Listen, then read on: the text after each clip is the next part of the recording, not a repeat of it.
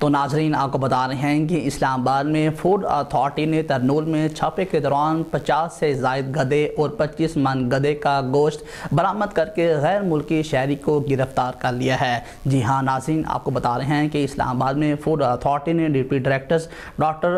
طاہرہ صدیق کی موجودگی میں ترنول میں بڑی کارروائی کرتے ہوئے بھاری مقدار میں گدھے کا گوشت اور درجنوں گدھے برآمد کر لیے ہیں۔ آپ کو بتائیں کہ ڈپٹی ڈائریکٹر اسلام آباد فوڈ اتھارٹی کے مطابق کارروائی کے دوران مجموعی طور پر 25 من گدھے کا گوشت اور 50 سے زائد گدھے برآمد کیے گئے ہیں، جبکہ موقع پر موجود ایک غیر ملکی شہری کو پولیس کے حوالے کر دیا گیا ہے۔ ڈپٹی ڈائریکٹر فوڈ اتھارٹی کے مطابق اس حوالے سے تفتیش جاری ہے کہ گوشت کن کن علاقوں میں سپلائی کیا گیا ہے، جبکہ گوشت کو غیر ملکی شہریوں کے کھانے کے لیے استعمال کرنے کی تحقیقات جاری ہے۔ فوڈ اتھارٹی نے ملوث افراد کے خلاف فی الفور اندراج مقدمے کا حکم دے دیا ہے، جبکہ گوشت کو طلب کر دیا گیا ہے۔